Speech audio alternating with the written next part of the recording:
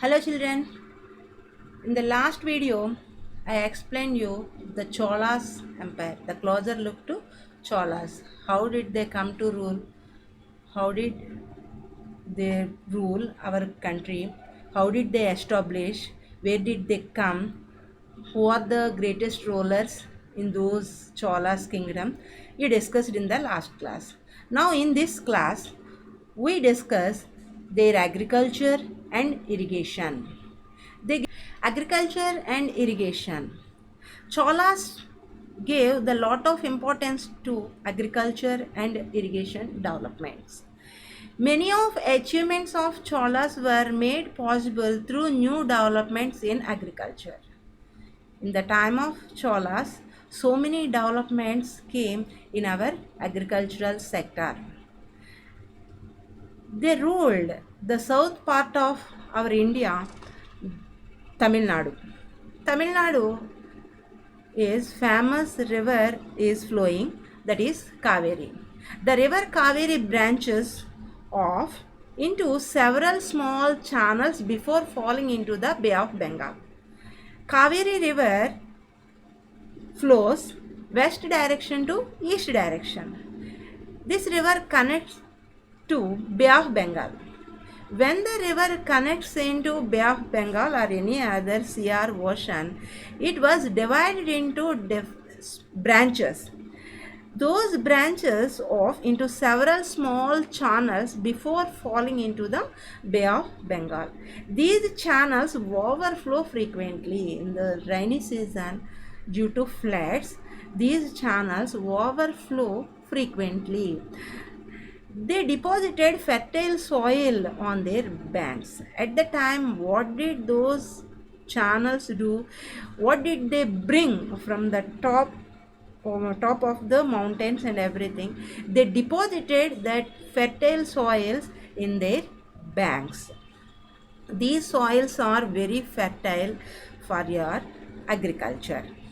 Water from the channels provide the necessary moisture for agriculture, particularly in the cultivation of rice. And the rice want lot of water. That's why they gave lot of importance to our agriculture and growing rice.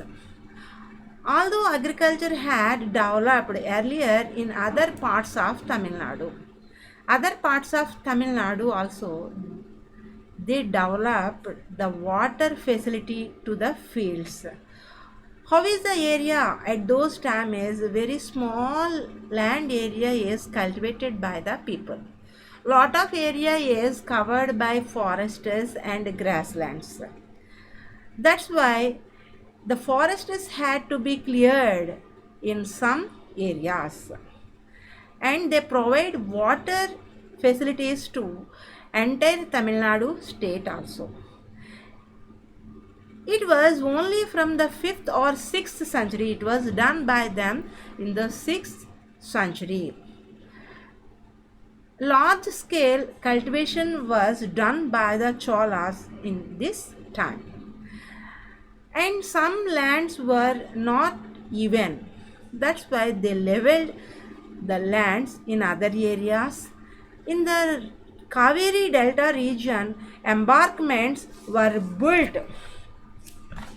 to the prevent flooding. What is the meaning of embankments? Means a long artificial mound of stone built to hold back water for protection and support of agricultural fields.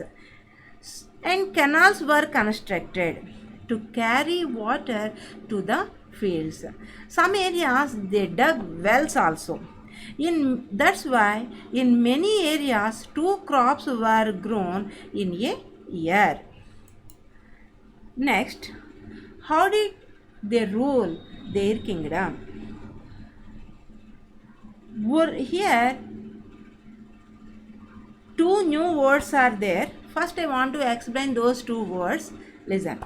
Ur and Nadu. What is the meaning of Ur? Means settlements of peasants. Settlements of peasants is called Ur. Nadu means the larger farm groups of villages are called Nadu. Okay. Peasants of settlements are called were. These were the prosperous with the spread of irrigation agriculture. The village council and the Nadu performed several administrative functions including dispensing justice and collecting taxes also. These are the duties of these members. Rich peasants of Vellala caste exercised the considerable control over the affairs of Nadu under the supervision of Central Chola government. Rich peasants of the Vellala caste people have lot of lands. That's why the Chola kings gave them some of the powers to this Vellala caste people. They had done lot of duties in the allotted area of them under the supervision of the Chola government. The Chola kings gave them some rich landowners the titles. What are those titles? Are Muvendalan and Arayar. These two are the titles given by the given to rich peasants by the Chola rulers. What is the meaning of Muvendalan? Means a peasant serving the three kings. Arayar means a chief. As a markers of respect and entrusted them with important offices of the state at the center also. For their convenience, they divided the land into 5 types. What are those 5 types? Or Vellanvagi. They divided land 5 types. The first one is Vellanvagi. Vellanvagi means land of non-Brahmana peasant proprietors. This is the land reserved by non-Brahmins people. Next, Brahmadeya. Brahmadeya means land gifted to the Brahmanas. The Chola rulers gave some of the land to Brahmanas as a gift. That land is called as Brahmadeya. Next, Salabhoga. Salabhoga means land for the maintenance of schools. Schools are constructed in this Salabhoga land. Next, Devadana and Tirunamattukani. This is the land gifted to the temples. In these areas, the kings and other people constructed temples in these areas. Pallichaddam. Next one is Pallichaddam. Land to Jaina institutions. Jaina institutions were constructed in this area. So, Vellanvagi, the non-Brahmanas land, Brahmadeya, Brahmanas land, Salabhoga, school area, Devadana, Tiruttamattukani are temples area, Pallichaddam is the Jainis temples area. So, like this, the Chola people divided the land into 5 types. Next, Sabha. What is the meaning of Sabha? Means assembly. Already I explained Brahmadeya, land gifted to the Brahmanas. Here these Brahmanas elected one person as their leader. These leaders all are controlled that area. So these are all leaders sit in one sabha, that is called assembly. The large number of Brahmana settlements emerged in the Kaveri Valley as in other parts of India. Yes. Not only the surrounding areas of Kaveri River, the southern parts of India also, so many Brahmanas, Brahmadeyas were founded by our archaeologists. These areas were ruled by some of the people. These people all are called the assembly. How did they rule? How did they run that area? Now you will discuss. Each Brahmadeya was looked after by the Sabha of prominent Brahmana land holders. According to inscriptions from Orayur, Uttar Merur in Changalput district, Tamil Nadu. How did they rule these areas? One inscription explains you. That inscription is in Tamil Nadu state, Changalput district in Uttar Merur. This inscription explains you the detailed information about how the Sabha was organized. The Sabha had separate committees to look after the irrigation works, garden, temples, etc. Sabha people divided committees. One area is one committee keep an eye the works of the people. Some of the works were allotted to one committee.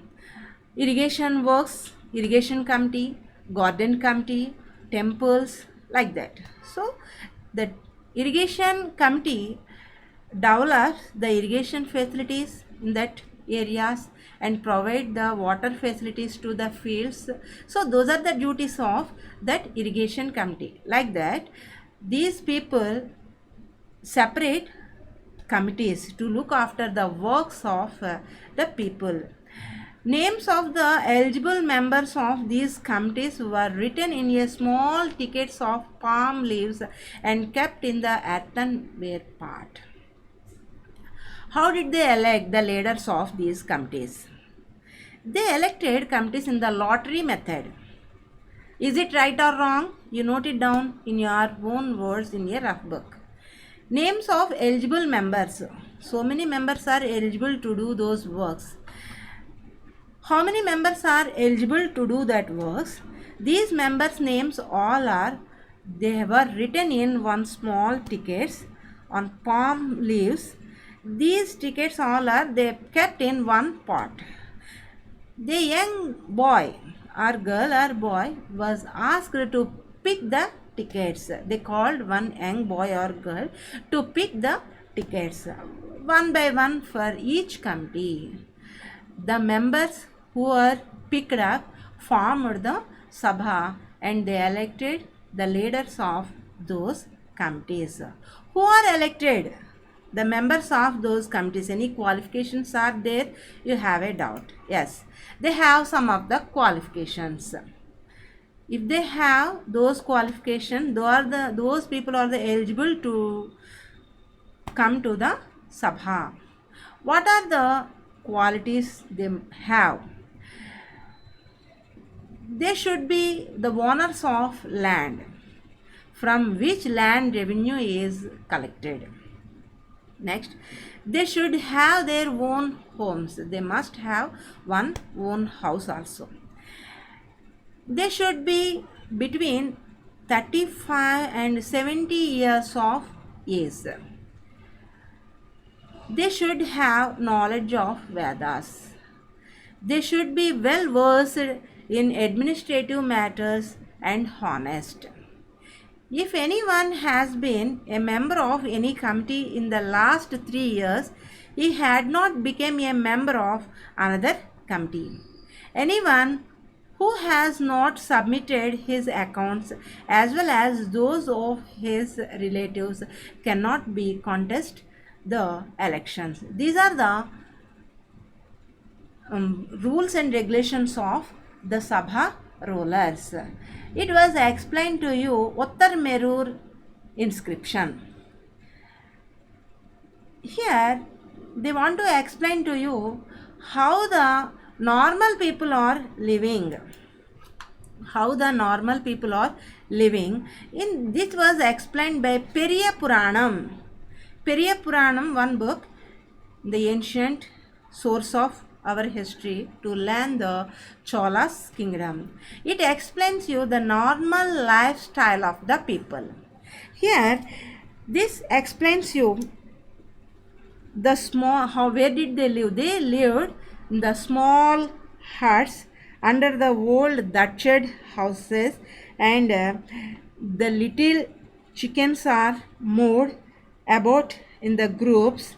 In the children are playing in the outside and inside with the carrying the little puppies. In the shade of the Arjuna trees of a female laborer put her baby to sleep on the sheet of leather. There were mango trees, from those branches drums were hanging, and under the coconut palms in a little hollows on the ground. Like that, the people are living in those days. It was explained by the Periya Puranam. Okay, children? Okay, children, have you understood? I completed the second lesson in history with this.